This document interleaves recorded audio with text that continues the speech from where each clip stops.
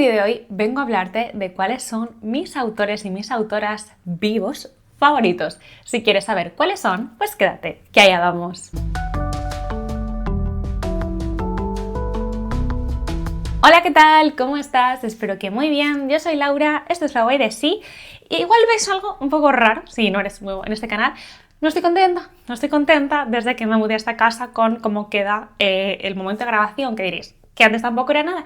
Ya, pero como grababa en una cama y tenía espacio, como que yo siento cuando veo los vídeos, cuando los edito, como que el aire fluía mejor. No estoy del todo contenta, entonces estoy probando cosas. Me he comprado un trípode pequeño para que pueda ponerlo encima de la mesa. Bueno, tengo aquí montada una estupenda para que luego quede igual. Pero bueno, intento, dentro de mis posibilidades, mejorar poco a poco el canal.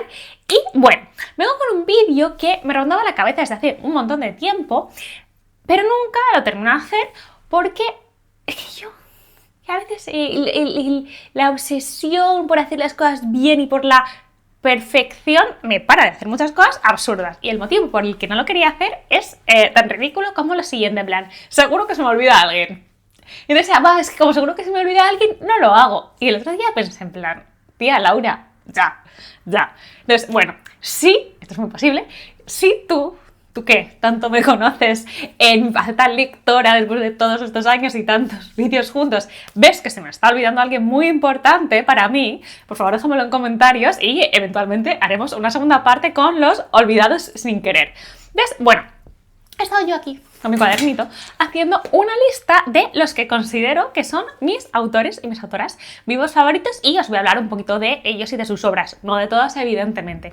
Así una selección dura, quiero que lo sepáis.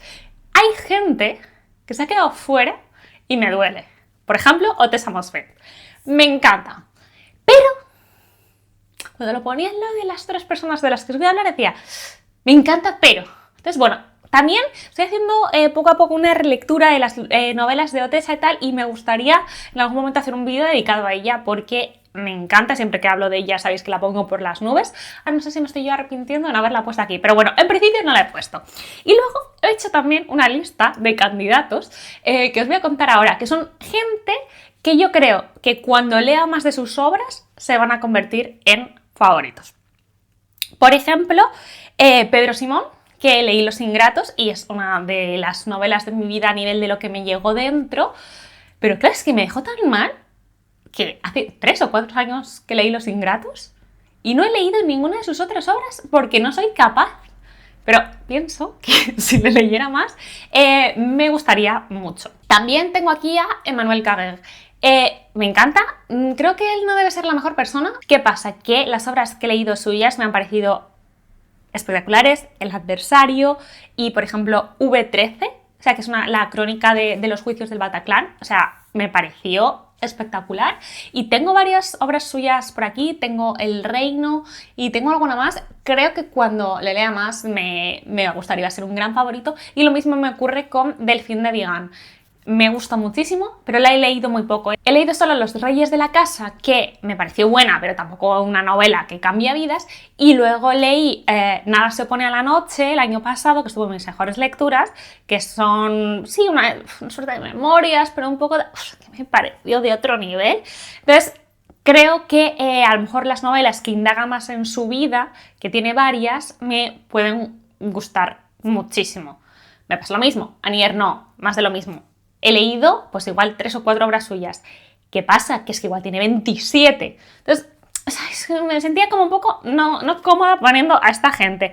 ¿Qué más? Samantha Schweblin, descubierta este año. He leído 2 de sus novelas, me han fascinado, la pienso seguir leyendo y tengo muy pocas dudas de que estaría aquí. Fernanda Melchor, solo leí Temporada de huracanes, pero me pasó por encima. Muhammad, que el año pasado leí Incendios y me pareció, o sea, de lo mejor que he leído nunca. Además vi luego la peli y es buenísima también. Un autor sin duda a seguir explorando su obra, o si puedo ver algo en teatro pues me animaré seguro. Buena intro esta, ¿no? Y yo decía, no, solo leo los nombres y ahí ella habla, que es que tengo yo como que me dan carrete algunos días, que diría mis abuelos. Bueno, esto es lo que os quería contar. Creo que otro vídeo que puede ser chulo, decidme si os llama la atención, es a lo mejor como autores a los que quiero seguir leyendo porque he leído una novela y me encantaron. O que puede esto trabajar también y me puede parecer un vídeo divertido. Vale, vamos allá. Voy a seguir con el orden en el que se me ocurrieron, que no quiere decir para nada, bueno, no sé. Bueno, voy a empezar con el primero que me vino a la cabeza, sí o sí, cuando yo pensé en mis autores vivos favoritos. Venga, decidlo. Sí, fue Murakami. El primero que me vino a la cabeza fue Murakami. ¿Es Murakami mi autor favorito? No lo sé. Es que yo creo que sería absolutamente incapaz de elegir como un orden, ¿sabes? Una medalla de oro, plata y bronce. No lo soy yo capaz. Entonces, vamos a ver. He traído cosas.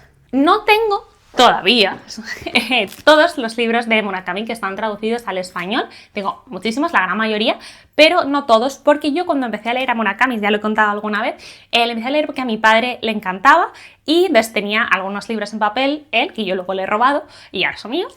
Pero luego, hace también muchos años, mi padre y mi madre, que decidieron que ya no entraban más libros en papel a su casa, a su biblioteca, a la mía siguieron entrando muchos, porque cuestión de espacio, y se pasaron a la lectura en digital. Entonces yo muchos de los libros de Murakami los leí en digital. Entonces ahora ya, ¿no? En la vida adulta y trabajadora, en la que ya pues tienes dinero para irte comprando tus libritos y tus cosas, pues voy haciendo pues mi colección de Murakami. Entonces tengo muchos, ya van 2 baldas, también porque algunos los tengo así, ¿no? Como en exposición.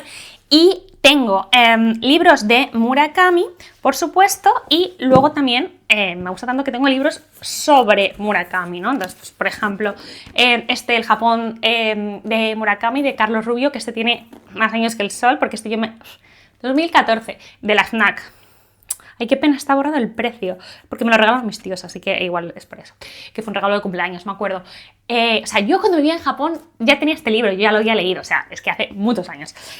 Luego tengo este que se llama Los mundos de Haruki Murakami, que está muy guay. Y luego tengo, por ejemplo, este que se llama Haruki Murakami Goes to Meet Hayao Kawai. Hayao Kawai fue ministro de Cultura de Japón, si no me equivoco, es filósofo, terapeuta, y bueno, esto aquí básicamente es una conversación entre ellos muy interesante, está solo en inglés, si no me equivoco, y igual tengo alguno más de estos libros sobre Murakami y sobre su obra, que en realidad, o sea, estos libros van más sobre la obra de Murakami que de otra cosa, y el de la conversación con él, con Kawai, un poco para entender el pensamiento de ambos. Quiero decir, a mí no me interesa especialmente la vida de Haruki Murakami, me interesa sobre todo su obra y la vida de Haruki Murakami en tanto en cómo influye a su obra, que es mucho. Pero luego también tengo libros así como curiosos de Murakami, como este, que es una recopilación de las camisetas favoritas de Murakami, donde Murakami te cuenta pues la historia de esas camisetas. O sea, cuán fascinante, ¿eh? Se llama The T-shirts I Love, Haruki Murakami. O sea, no hay fallo, o sea, bastante genial este libro. Y luego, aparte de su ficción, hay varios libros donde habla de... hay conversaciones sobre música, hay entrevistas, hay otras cosas. Y luego está el de correr, de qué hablo cuando hablo de correr, que realmente está muy guay, incluso aunque no corras, más como filosofía de vida, es muy chulo ese libro. Y luego está este, que en español lo llaman ¿de qué hablo cuando hablo de escribir?, que en realidad el título real, ahora mismo no me puedo acordar cómo era, pero tiene poco que ver con esto, y es una recopilación de artículos de Murakami, de pequeños ensayos sobre escritura. Y su escritura, y muy interesante, muy interesante para entender a Murakami, su posición dentro del canon en Japón y demás. Dentro del no canon, más bien. Muy guay. Vale. Luego, Haruki Murakami tiene, aparte de sus ensayos que os decía, tiene novelas y tiene cuentos. Tiene muchos cuentos también, y en español tenemos un montón de ellos traducidos. Vale, voy a contestar un poco a la pregunta mítica de por qué libro empezar de Haruki Murakami. Y a mí me parece siempre una cuestión súper complicada, porque yo qué sé, es que todos molan mucho y todos pueden ser buena puerta en realidad. Es como que da igual por dónde entres, vas a llegar al mismo sitio, pero vas a llegar por otro lado. En ese sentido, o sea, quiero decir con esto que la mayoría, no quiero decir todas, pero prácticamente todas las obras de Haruki Murakami tratan de lo mismo. O sea, él tiene una serie de preocupaciones que él trata, ¿no?, en sus diferentes novelas y de diferentes formas. De hecho, hay gente que dice que todas sus novelas son la misma, excepto gente que no le gusta. Y no se lo puedo rebatir, ¿no? Porque hay muchas cosas en común. De hecho, hay que nosotros lo hacemos mucho en horas murakamianas, hay en internet un bingo de Murakami, ¿no?, donde tú puedes tachando las cosas en sus novelas, porque siempre son las mismas cosas, lo que pasa es que tienen diferentes, no sé, como papeles, ¿no?, en cada una de sus novelas. Es como que Murakami en cierta manera siempre toca las mismas notas, pero crea con ellas distintas melodías. Entonces, si te gusta, te va a gustar cualquier cosa que él haga. Entonces, bueno, ¿qué temas trata Murakami? Bueno, pues por un lado trata mucho sus heridas personales o las heridas personales de los individuos, y por otro también como las heridas de Japón, ¿no?, como nación, pero no lo hace de una forma... no sé si habéis leído a Kenzaburo Oe, que también trata mucho ese tema, pues de una forma que no tiene nada que ver, ¿no? La Murakami es muy distinta. Entonces, él muchas veces utiliza la voz de personajes que están normalmente masculinos, que están perdidos, que se sienten vacíos, y normalmente sus personajes se refugian mucho en mundos interiores, consciente o inconscientemente. Y este es una de las claves de su obra, ¿no? Y para entender su obra en detalle, que hay siempre un desdoblamiento en los personajes y en los mundos de Murakami. Como pasa en general en gran parte de la literatura japonesa, que no es tanto a lo mejor la literatura feel good o healing que nos está llegando más ahora traducida, sino bueno, pues una literatura más de narrativa o la literatura moderna del siglo XX, ¿no? Japonesa también se ve eso, como que las estructuras en la literatura japonesa son diferentes, la ambigüedad es muy importante, los silencios, lo que no se dice, que no todo te lo tengan que dar masticado. Esto es muy común en la literatura japonesa, ¿no?, que las cosas se intuyan.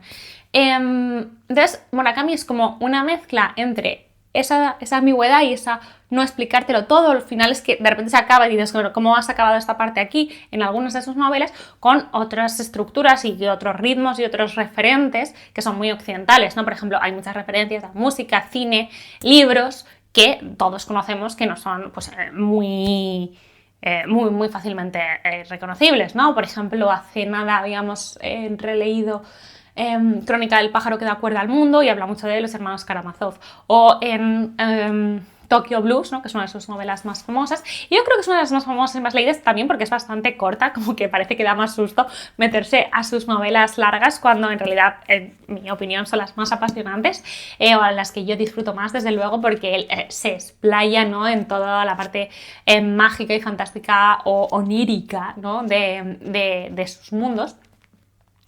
En Tokyo Blues, que estaba diciendo, por ejemplo, hay muchísimas referencias a libros, en plan El Gran Gatsby, por ejemplo, que me venga ahora a la cabeza. Entonces hay ciertas cosas, bueno, La Montaña Mágica, por supuesto, está muy presente en Tokyo Blues. Entonces, bueno, las menciones que se hacen en estos libros tienen mucho que ver, ¿no? Por ejemplo, o El Guardián entre el Centeno, ¿no? También tiene mucho en Tokyo Blues. Se ve claramente dónde vive Murakami también en su parte occidental. Entonces, no es un autor especialmente difícil de leer, si no lo habéis leído, pero sí que hay que tener en cuenta ciertas cosas, ¿no? Al final, es un autor, es decir, masculino, es un hombre, y vive en una sociedad que no es la nuestra, que muchas veces a lo mejor no conocemos, y hay ciertos códigos y ciertas cosas que nos van a llamar la atención. Además, muchas de sus novelas tienen décadas o están ambientadas hace décadas, por lo cual muchas veces vamos a ver situaciones reflejadas en sus libros que a nosotros nos van a llamar mucho la atención por misóginas, por machistas, por cosas que no serían aceptables en ningún momento, ni en nuestro presente, ni en nuestra sociedad, pero que en Japón muchas veces sí que son normales, tristemente normales, pero normales. Murakami será muchas cosas, pero también retrata muy bien cómo es Japón. No son libros a lo mejor que tú vayas a leer para empatizar con los personajes, no es ahí. ¿Por qué libro empezar? Mirad, es lo que queráis, pero tras hablar mucho con mi amiga Mari a principios de verano, le voy a comprar su teoría, ¿no? Porque mi libro favorito de Murakami creo que es Kafka en la orilla. me encanta, me parece divertidísimo. Si os gustan los mitos griegos, aquí hay muchísimo. Las tragedias, si os gusta lo onírico también, los gatos, personajes icónicos, todo lo tiene este libro, todo lo tiene. Muy buenos misterios, tiene todas las cosas que suelen aparecer en el bingo de Murakami. Están aquí. Y yo decía, pero empezar por este libro a lo mejor es largo, tal. Y decían, ya, pero es muy bueno. Hay que coger a la gente que le guste Murakami para que luego lo siga leyendo. Y se lo compré, ¿no? En plan, no hay que tener miedo porque un libro sea largo. Es que claro, no voy a yo aquí a validaros vuestro miedo a los libros largos.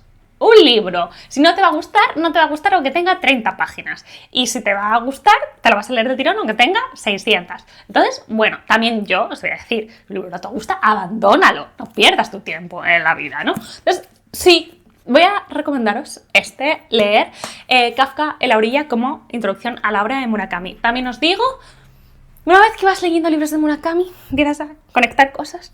Todos son independientes, pero... ya lo he dicho muchas veces, yo creo que hay un Murakamiverse y todas las novelas de Murakami están en el mismo universo.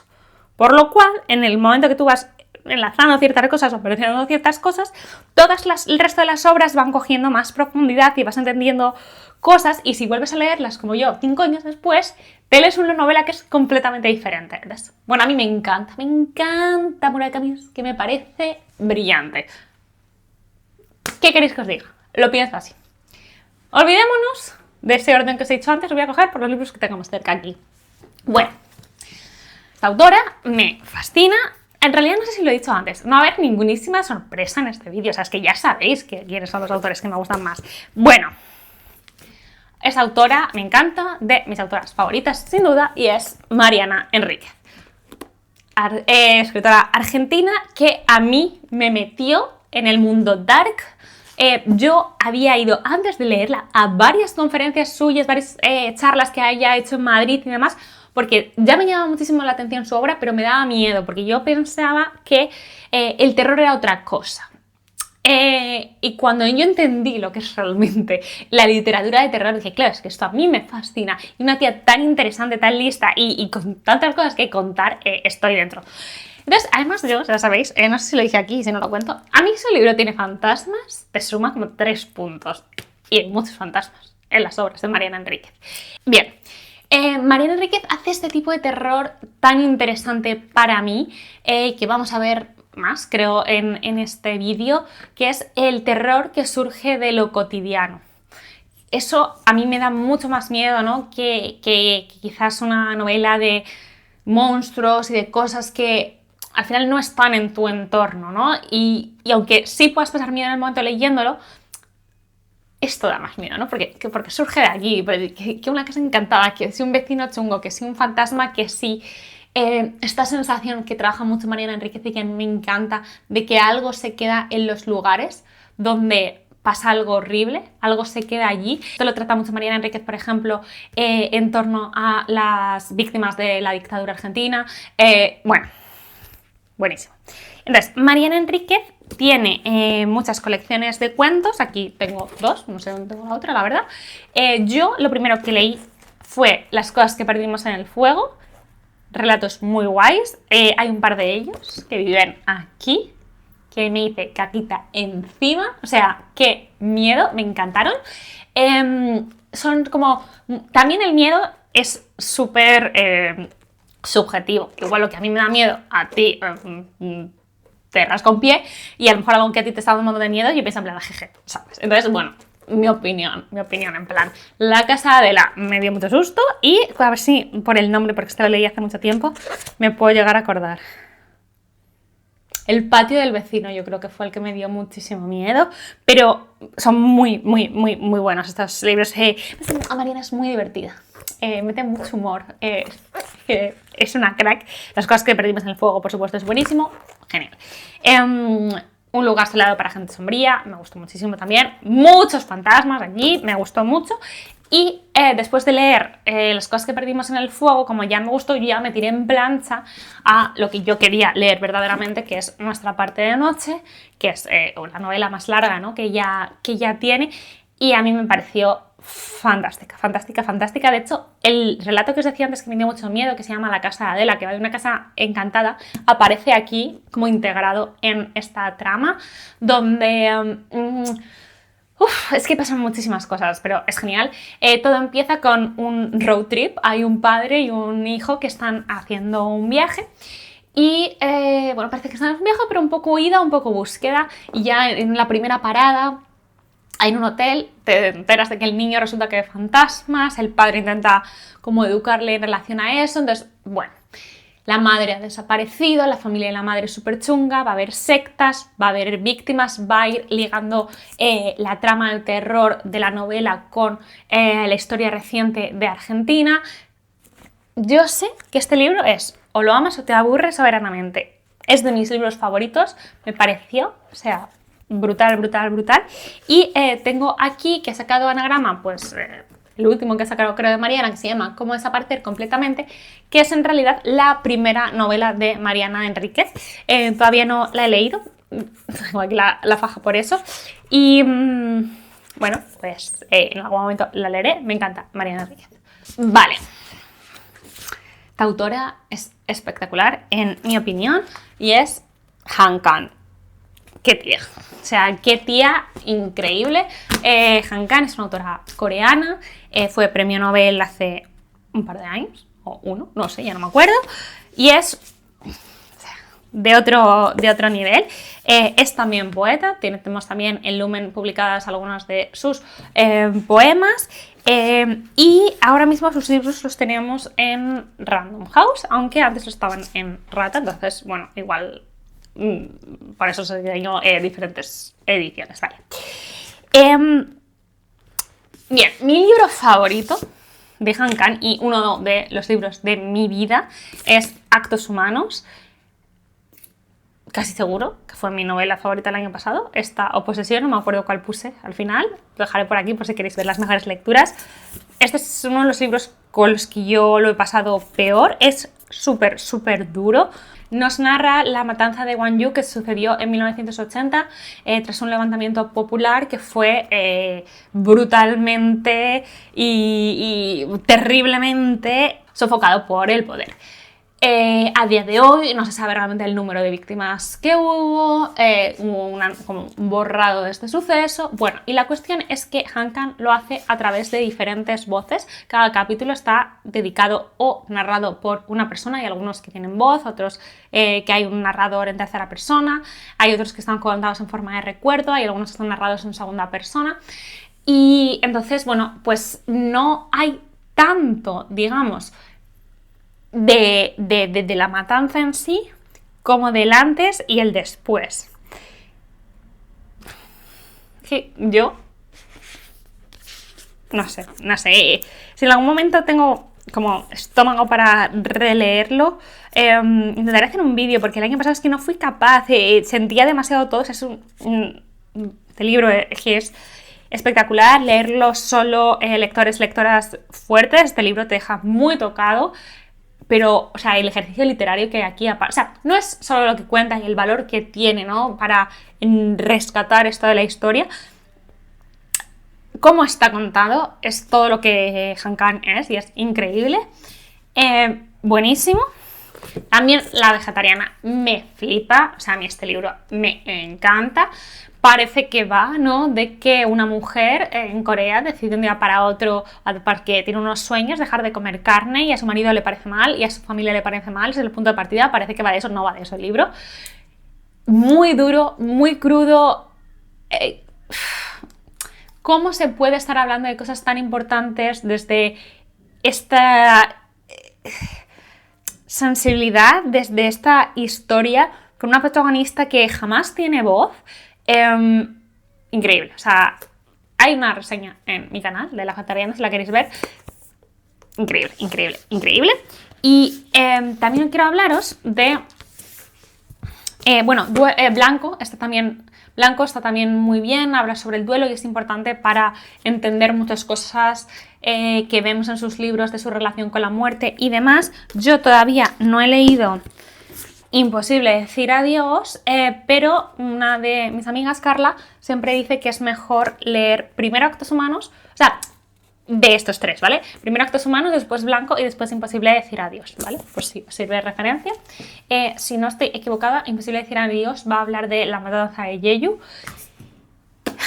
Y luego está la clase de griego y Tinta y Sangre. Creo que Tinta y Sangre es más thriller, todavía no lo he leído y es como de sus primeras obras.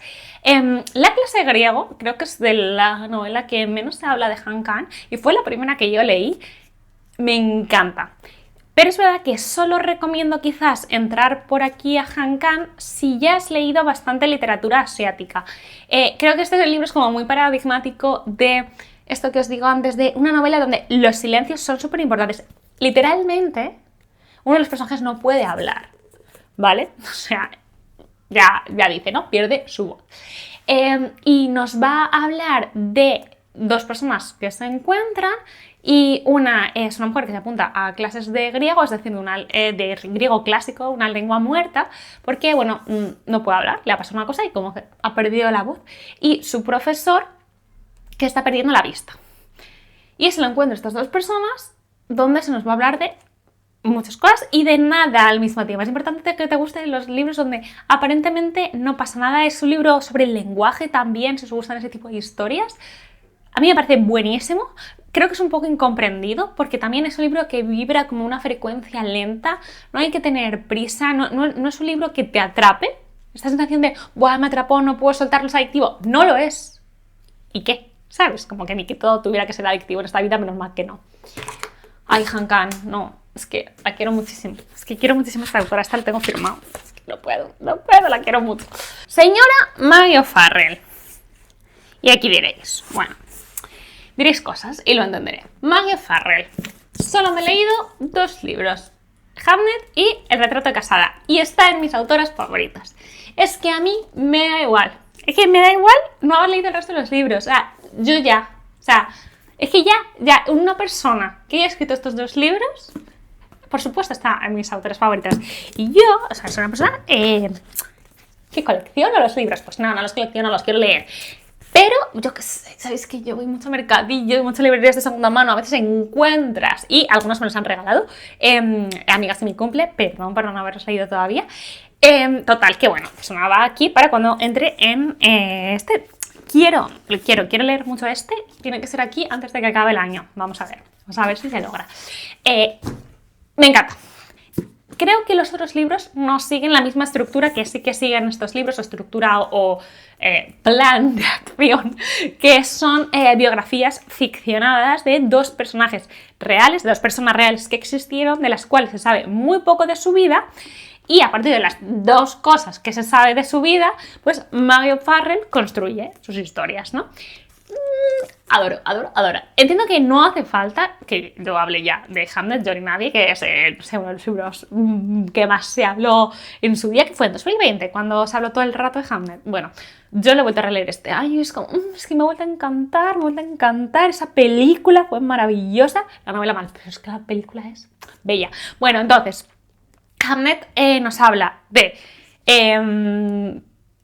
Agnes, o como dice en la película Agnes, que resulta que igual se pronuncia así, entiendo que sí, que fue pues la mujer de William Shakespeare.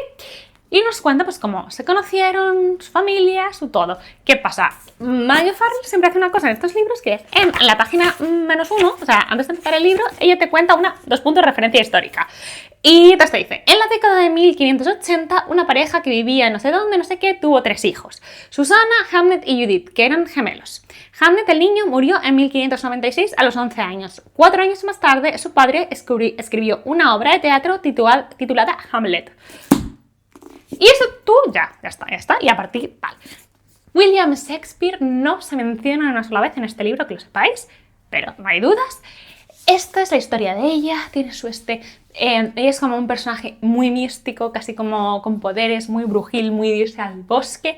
Hay una suerte de magia en esta historia y hay una parte, ¿no?, que se centra en la historia de los niños, donde, bueno, pues tú intuyes ciertas cosas que van a pasar y cómo van sucediendo, y hay una angustia y una búsqueda y un tal. Pero este libro es fantástico, como ellos se conocen, la escena de las manzanas, todos, los quiero mucho a estos personajes. Es que Maggie O'Farrell como que construye gente existe, ¿no? O sea, para mí esta gente no es una broma que alguien escribió. O sea, esta gente pasó así todo paso a paso. Y me pasa un poco lo mismo con Retrato de casada, que es muy guay porque nos lleva hasta el Renacimiento a Florencia, a la corte de los Medici, porque nos va a contar la historia de Lucrecia, que es la tercera hija del gran duque Cosimo de Medici. Y la referencia histórica de este nos dice que en 1560, a los 15 años de edad, Lucrecia de Medici salió de Florencia para iniciar su vida de casada con Alfonso II de este duque de Ferrara. Moriría antes de cumplirse un año. La causa oficial de la muestra sería fiebres pútridas, pero se rumoreaba que la había asesinado su familia. Entonces tú lees ese libro sabiendo que tu protagonista capaz la mata al marido. Y el libro empieza con sus padres concebiéndola, o sea, incluso empieza antes, ¿no?, de que ella exista. Y toda la parte de la infancia, en ese palacio, en esas historias, esas leyendas de los Medici, que se tenían tigres abajo, que es y tal, Lucrecia como una niña como diferente, que no encaja, pero súper sensible para unas cosas, el motivo por el cual la acaban casando con este señor, bueno, todo, cómo son sus tiempo poco que pasa en Ferrara, la despedida de su casa. Y es que la despedida, el momento en que se va de su casa, es que se me parte el corazón 3 años después, solo a recordarlo. Amada Maggie Farrell, o sea, una persona que puede escribir estos libros, es que es todo para mí, todo para mí. Este autor también me gusta muchísimo, solo he leído 3 libros, aunque tengo 2, pero también está a favoritos, que es Kazuo Ishiguro, un autor que nació en Japón, pero que ha vivido toda su vida en Reino Unido, escribe en inglés, es un autor británico, su literatura es británica pura y dura, también es premio Nobel de literatura y es fascinante. Bien, los restos del día os lo recomiendo si os gusta Downton Abbey y si os gustan las novelas de ocaso. Nos cuenta cómo es, ¿no?, la vida de un mayordomo de una de estas grandes casas inglesas, de la nobleza después de la Segunda Guerra Mundial, cuando pues, el mundo ha cambiado y de hecho pues, su señor ya no está, uy, que me ahogo. La casa la ha comprado un señor estadounidense y como el mundo ha cambiado, pero él no, y él no entiende del todo el mundo. Por primera vez va a tener vacaciones y se va a salir 7 días de su casa y se va a ir a encontrar con la que fue ama de llaves. Todo esto está narrado por él mismo en primera persona, por lo cual, ya antes de nada, es un narrador no fiable. Hay gente que a veces me dice, no, es que eso es spoiler. Bueno, mira, perdona, te voy a decir con todo mi respeto, si un narrador está en primera persona, es un narrador no fiable, punto, fin. Porque no fiable no significa necesariamente que te quiera mentir, pero una persona en primera persona nunca sabe todo. Y siempre su visión va a dejar cosas fuera, aposta o no aposta. Y luego además, aparte, hay veces que se autoengañan y hay veces que te engañan a ti aposta. Si yo te dijera, el narrador te está mintiendo aposta porque quiere que pienses que no mató a alguien y sí lo mató. Tío, eso es un spoiler, pero decirte esto no lo es. Entonces, bueno, es muy guay ir haciendo su camino con él, el camino con él, este viaje, cómo él va recordando ciertas cosas y cómo va viendo ciertas cosas según avanza el tiempo en su recuerdo. Bueno, ese libro es... O sea, ¿cómo es? Y me gustó mucho también en su día, lo que es que me gustan más los restos del día, Nunca me abandones. No os voy a contar nada de este libro, porque no hay que saber nada de este libro antes de empezar a leerlo.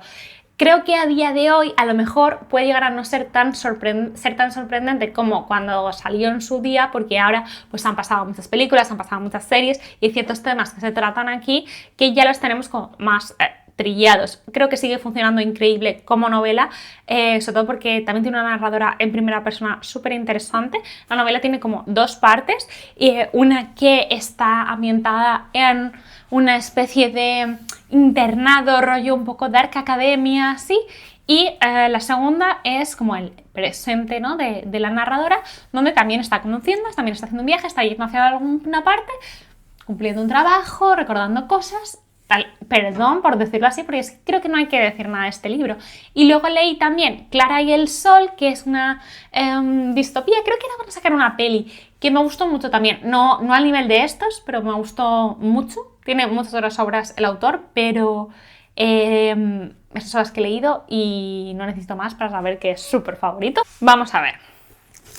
Cuando hice mi lista, Esta señora estaba aquí, por supuesto, esta señora que no es otra persona que Elaine Vilar Madruga, mi amada autora de El cielo y la selva, pero es que, perdón, no sabía yo que me iba a leer cuando hice esta lista, esta maravilla, que me ha volado la cabeza, incluso más que El cielo y la selva, o de forma distinta, o sea, perdón, pero, o sea, El cielo y la selva es brutal, pero es que nada es comparable, o sea, con esta movida. O sea, alguien que como yo ama el realismo mágico, ama una saga familiar, ama un no lugar, un espacio liminal, una novela con toques de humor, con exageración, con una prosa trabajadísima, algo recargada, frondosa, como dice mi amiga Mari. O sea, este libro es brutal. Entonces, bueno.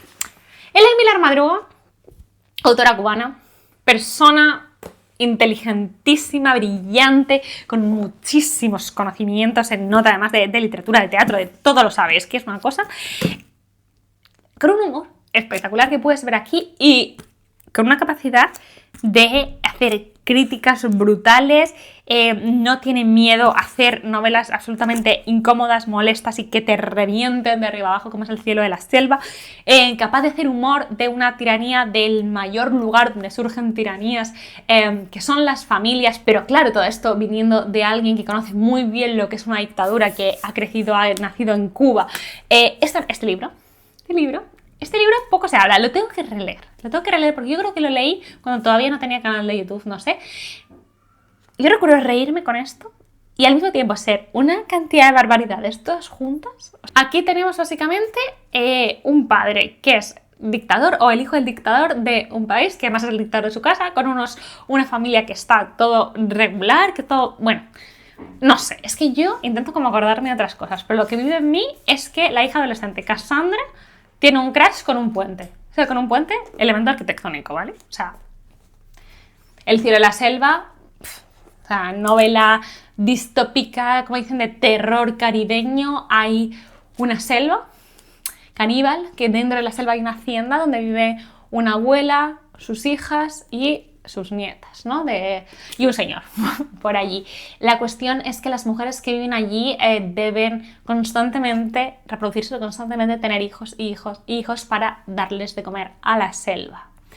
Esta selva caníbal, que es una divinidad casi terrorífica, por supuesto, pero que al mismo tiempo también las está protegiendo, que hay una relación de amor-odio, ¿no? con la selva y también de tiranía en cierta manera, no solo de la selva con ellas, como también dentro de la propia estructura de esa familia, de las mayores que ya no pueden tener hijos, obligar a la siguiente generación a hacer lo mismo, con misterios, con un montón de secretos. Y hay en un punto, ¿no?, en la novela donde hay un personaje que entra y dinamita todo, es un personaje que viene de fuera, que es genial, la verdad, es una mujer prostituta, adicta y con un bombo gigante que viene pues a dar a luz.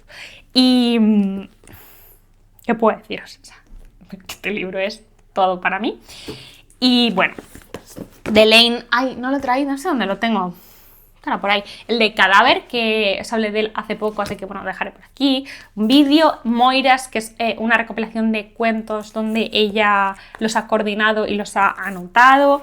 Tengo también Los años del silencio. Elaine también es poeta, tenemos varios poemarios publicados y de este libro os voy a hablar dentro de poco, así que tampoco voy a indagar más ahora, pero solo deciros que este es uno de los libros de mi vida. O sea, aquí no entendéis lo que me ha gustado. Bueno, lo que me ha gustado y me quedan, o sea, igual 15 páginas, pero es que me da igual. O sea, es que me hubieras preguntado de la página 3, también te lo decía. Desde el minuto 1 yo ya en plan, se me ha apagado la cámara por calor como siempre. Que eso que iba yo con unas expectativas gigantes, pero obviamente también con bastante miedo después del cielo de la selva, que ya me ha parecido un libro absolutamente brillante, en plan, uff, ojalá que me guste, ¿no? Pero, no sé, ya podría decir yo que Elaine es como Taylor, en plan, ya puedo ir tranquila, da igual lo que haga, me va a encantar. Pero no son estas solo las palabras de un fan que le va a gustar todo lo que guste. O sea, este libro es brutal. Oye, mira, que no te gusta el realismo mágico, que te gustan las novelas, que se lea todo rápido, que tal. No, es aquí. Pero tú sabes. Si te gustan las novelas largas, de meterte en un mundo, de jugar, de reírte, de que te mareen, de que las cosas vayan y vuelvan y entonces, ¿y esto qué? Y cuando parece que no va a pasar nada más, pasa otra cosa. Esta es, y es buenísima. Os hablaré mucho de esta novela, lo prometo. Poco más, estoy cansada, hace mucho calor. ¿Qué más? ¿Qué más? Bueno, esta señora muy amada, no podía faltar aquí. Lisa Sí. Tengo más de sus obras. Quizás estén en Madrid, mira, no podía más, no me cabían aquí más. Mi favorita de todas es La isla de las mujeres del mar. Y me gusta mucho también El abanico de seda y luego El círculo de mujeres de la doctora Tan. Diría que son mis 3 favoritas de las que he leído de momento. Lisa Sí se caracteriza por centrarse en un momento de la historia muy concreto, normalmente de un país asiático, y nos cuenta una historia pequeña o olvidada y normalmente que tienen que ver con las mujeres. Son esas típicas historias que no entran o que no han entrado en los libros, pero que son también pues fundamentales, ¿no? Y además ella consigue que tú aprendas muchísimo sin darte cuenta de que te están enseñando, porque estás metida en una trama, tú solo quieres saber qué está pasando con esos personajes, qué va a pasar con su vida y demás, y aprendes a veces historia, a veces cultura, no sé, a veces simplemente te enamoras de unos personajes que sabes que te van a doler para siempre. Muy, muy buena esta señora escribiendo, documentando historias inolvidables. Son estas, o sea, a mí sí... O sea, me parece como que Lisa Sí es una recomendación segura, salvo que no queráis sufrir, porque es verdad que todas sus novelas tienen un punto de drama y de sufrimiento muy grande, pero es que en la vida de estas mujeres no ha sido nada fácil, entonces tampoco tiene sentido que lo suavice en ningún caso. Por hablaros de mis novelas favoritas, La isla de las mujeres del mar nos va a llevar a la isla de Corea de Jeju, donde vamos a conocer la vida de sus buceadoras a pulmón, que tenían allí un matriarcado, una historia espectacular, de un trabajo súper exigente, muy peligroso.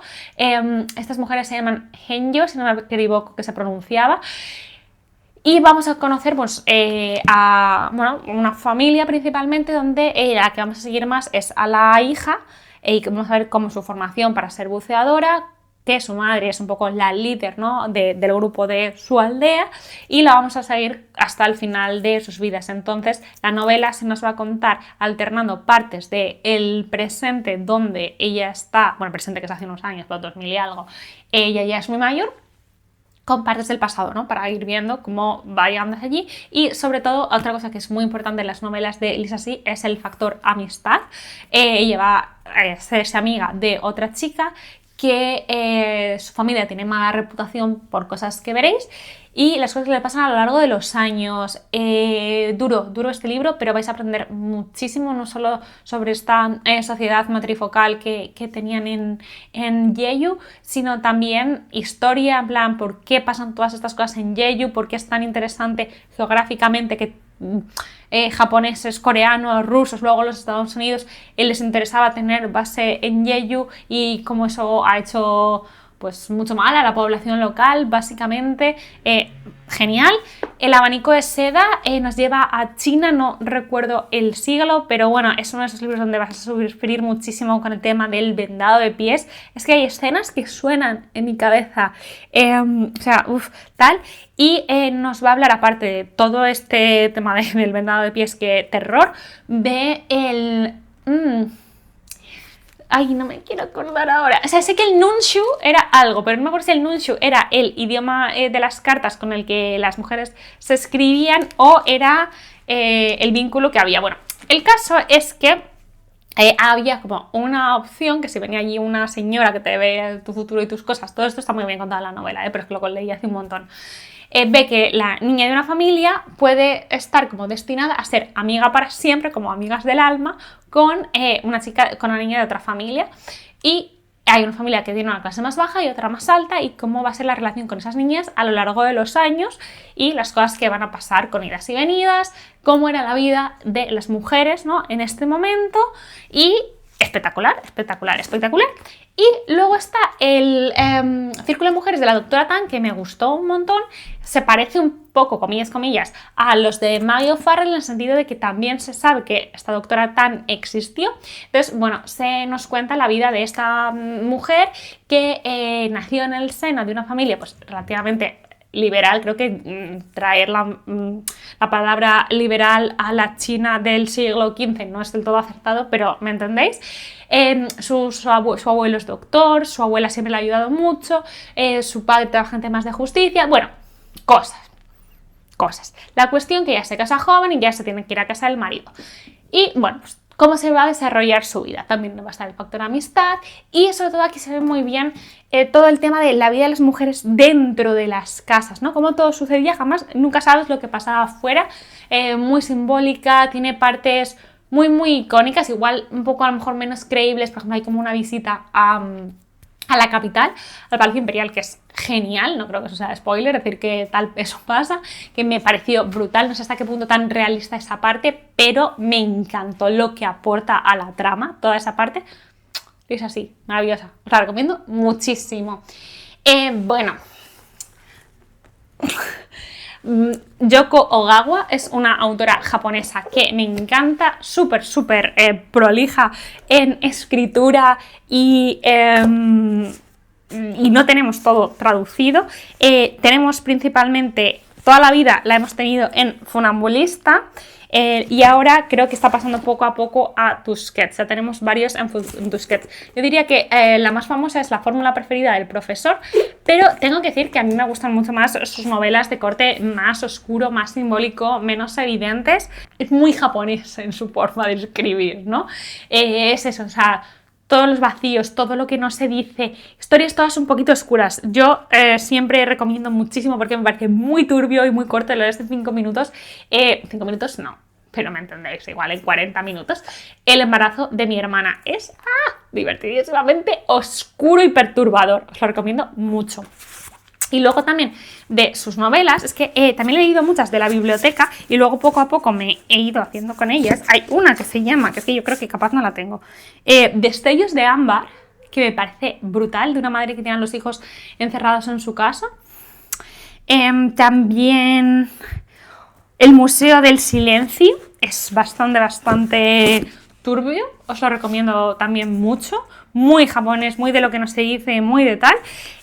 Yoko Ogawa me parece una escritora muy guay y de hecho, es que no lo tengo aquí, por eso no me estaba acordando, una novela que me flipa de ella muchísimo es La policía de la memoria, lo voy a tener en Madrid, que es una distopía donde en una isla desaparecen los conceptos y entonces empiezan como a borrarse del mundo, ¿no? Y es una historia muy lenta, ¿no? Que te obliga a ir a leer despacio, digamos, también, pero que es perturbadora, te remueve, te tiene muy dentro.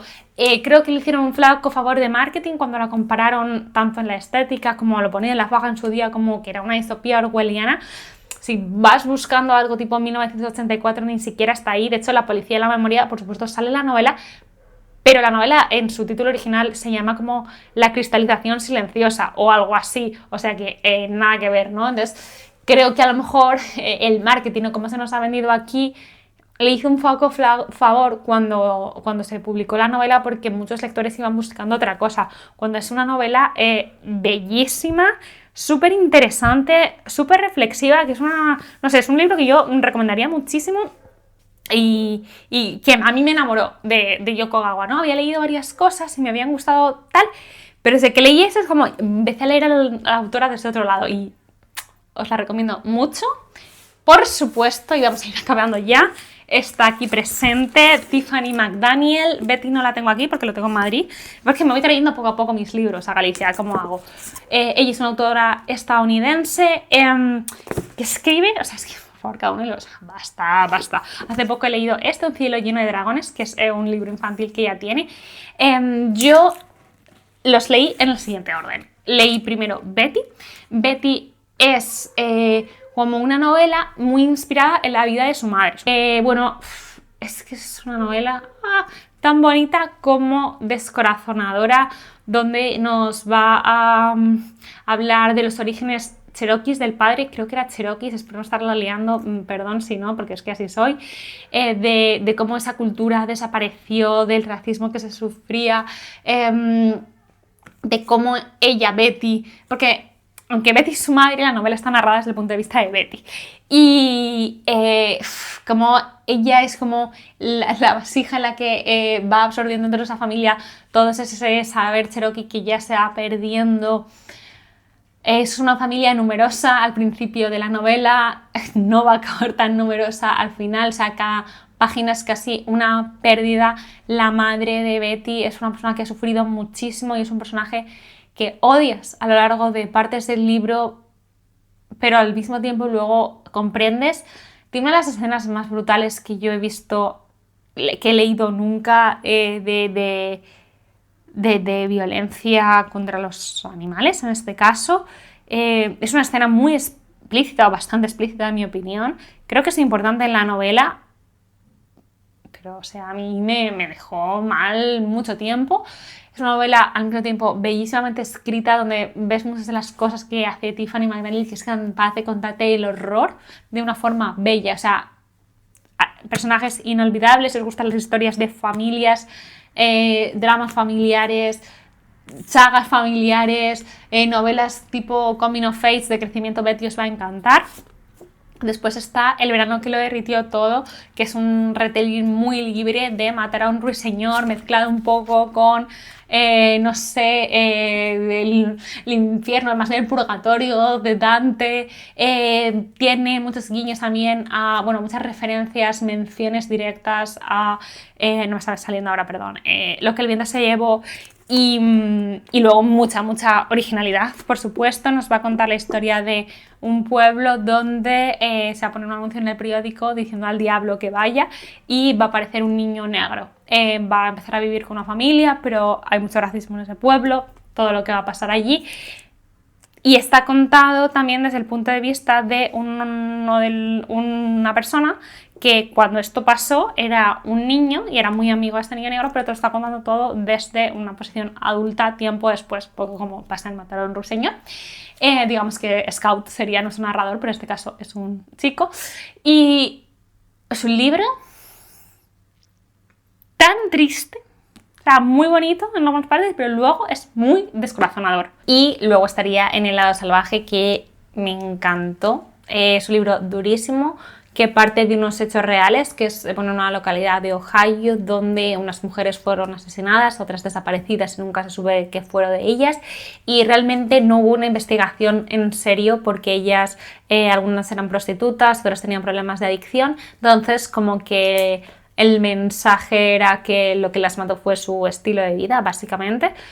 Y aquí ella no solo es que les rinda homenaje, sino que les devuelve su dignidad, aunque esto es una ficción, simplemente está inspirado en esto, y nos presenta, pues, en principio la historia de dos hermanas gemelas que crecen en una situación familiar complicada, de precariedad, de habiendo pues también adicción por parte de su padre, su madre, de su tía, o sea, todo como muy duro, muy complicado, y cómo ellas crecen y cómo cuando ya son mayores hay unas amigas y cómo esta generación repite, ¿no? O sea, caen los mismos patrones que la anterior, drogas, adicción y demás, porque en este pueblo en el que viven parece que no hay salida para nadie, la única luz de la novela es un poco la abuela, y es un libro muy triste, con sorpresas, mucho simbolismo, que te tiene hasta el final intentando saber qué está pasando con estas chicas, quién las está matando. Es un libro que tú sabes desde el principio lo que va a pasar y solo estás esperando que por favor no pase. No sé cómo deciros. Es como que Tiffany consigue que tú tengas la esperanza en ciertas cosas, que alguno de los personajes va a conseguir romper el círculo, y no os voy a adelantar lo que va a pasar. Hay alternancia de tiempos, ¿no? Algunos se alternando, ¿no? Como el pasado de las niñas con el presente. Hay una narradora de nuevo en primera persona, es que también a mí los narradores en primera persona son mis favoritos. Y de nuevo, como aquí habla del horror, es que no tengo palabras. Este es un libro también de los que has hablado muchísimo y es uno de los libros que yo más recomiendo en la vida. O sea, es que si no he regalado yo este libro 300 veces, no lo he regalado ninguna, siempre ha gustado muchísimo. Lo leímos en club de lectura y tengo un recuerdo precioso de lo mal que lo pasamos leyendo este libro. No sé si alguna vez tendré estómago de volver a leerlo, esa es la verdad, pero me encantó. Y voy a acabar, es que no lo quiero llamar trampa, ¿vale? Porque era en plan, pero ¿cómo vas a poner en tus autores favoritos a una persona de la que solo has leído un libro? Y al mismo tiempo no he sido capaz de quitarlo porque yo pienso, si alguien ha escrito este libro, estoy segura de cualquier cosa que lea me va a encantar, y para mí este es uno de mis libros también favoritísimos, que me parece que es bastante incomprendido por muchos lectores y es brutal. ¿Y sabéis lo que tiene? Narrador no fiable. Y es Las vírgenes suicidas de Jeffrey Eugenides. Este libro a mí lo cambió todo, siendo exageradísima, por supuesto. Para mí este libro fue como abrirme la mente a otra forma de leer, a otro tipo de libros. Yo creo que fue de los primeros libros que me llevó a leer casi con pala, ¿no? O sea, como para cavar en cada página, para buscar qué estaba queriendo decir el autor con ciertos elementos que se repetían, este simbolismo y esto, y qué pasa con los olores, y qué pasa con esto, y qué pasa con lo otro. Tú sabes desde la página 1, si no me equivoco, y si no es la 2, y si no es desde el título literalmente, que las hermanas Lisbon se van a suicidar. La cuestión, y lo mejor de este libro, es que tú ya sabes esto, y no importa el tal. Y lo que importa realmente, lo único que importa si me preguntas, es por qué. Y no se te da masticado. Y eso a mí me encanta. Me encanta, me encanta. Además, este libro, como os decía, tiene un narrador no fiable, en cierta manera, aparte que porque es primera persona, es porque también está narrado como en forma de recuerdo, si no me equivoco, en este libro. Entonces es alguien que está recordando algo que pasó hace tiempo. Está narrado por un vecino de las hermanas Lisbon. Un chaval que era adolescente en el momento en el que ellas se quitaron de medio y que tenía una visión muy concreta de ellas. ¿Cuántas cosas sabes tú de tus vecinos y cuántas te crees que sabes? Pues un poco así, ¿no? La construcción de personajes, la construcción del retrato que hace aquí de la sociedad estadounidense, que está literalmente podrida, que ese es el tema principal del libro, ¿no? Y cómo eso afecta, ¿no?, a determinados personajes. Es un libro es muy bueno para club de lectura, para preguntarte cuando pasa una cosa, pero lo obvio parece esto, pero en realidad nos lo ha dicho alguien o estamos proyectando simplemente lo más fácil o nos estamos creyendo lo que nos está diciendo este personaje. Este libro lo es todo para mí, es buenísimo. Voy a intentar buscar algún vídeo donde haya hablado un poco de él, eventualmente también lo voy a releer porque necesito volver a este libro, me parecía de lo más brillante que yo he leído jamás, y por eso Jeffrey Eugenides está en este vídeo de autor favorito. Gracias por escribir este libro, o sea, gracias, life changing para mí. Siempre lo digo, pero piensa, si tú acabas este libro y piensas que va de unas jóvenes que se han suicidado, pienso, con todo mi respeto por supuesto, desde mi opinión, que no has entendido el libro y que a lo mejor si le das otra relectura en otro momento, a lo mejor puedes ahondar un poco más. El libro no va de eso, que es una de mis cosas favoritas, libros que no van de lo que parecen. Que también podría ser otro tema, ¿no?, de vídeo para el futuro. Tengo que releerlo y ojalá hacer un vídeo, porque yo os puedo estar aquí contando mis teorías, no sé, hasta 2030 quizás, puede ser. Bueno, suficientemente largo este vídeo donde la cámara se ha apagado 4 veces. 4, no puedo más. Así que nada, mil gracias por ver este vídeo hasta el final. Por favor, déjame en comentarios quién sería tu autor, tu autora viva favorita, o varios. Y gracias por ver este vídeo hasta el final. Espero de verdad que te haya gustado. Nos vemos en el próximo y esto parece ser lo que contiene el vídeo.